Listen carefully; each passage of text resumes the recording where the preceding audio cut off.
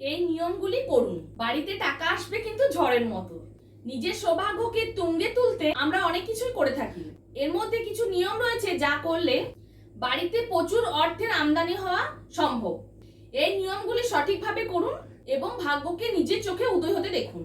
তো চলুন দেখে নিই নিয়মগুলি কি কি। ঘরের পূর্ব দিকে একটি সূর্য যন্ত্র স্থাপন করুন। এই সূর্য যন্ত্রটি অবশ্যই ধূপ ধুনো দিয়ে পুজো করতে হবে।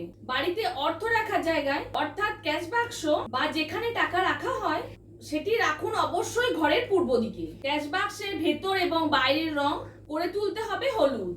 মনে রাখতে হবে ক্যাশ বাক্স যেন বাইরে থেকে আসা অতিথিরা না দেখতে পান, এমনকি বাড়ির সদস্যরাও যতটা সম্ভব এই স্থানে না যাওয়াই ভালো। ঘরের প্রধান দরজার মাথায় একটি বাঁশি রাখুন। এতে ঘরে যত রকম নেতিবাচক শক্তি থাকে সেসব সরে গিয়ে পজিটিভ এনার্জি প্রবেশ করবে। এর ফলে বাড়িতে সুখ সমৃদ্ধি আসবে। এছাড়া যারা অত্যন্ত অর্থে কষ্ট ভোগ করছেন তারা ক্যাশ বাক্সের মধ্যে ছোট ছোট বাঁশি রাখতে পারেন। ব্যবসার স্থানে বা অফিসে বসার জায়গায় লক্ষ্মী মূর্তি বা ছবি অবশ্যই রাখবেন। প্রতিনিয়ত ফুল জল দিয়ে পুজো করুন।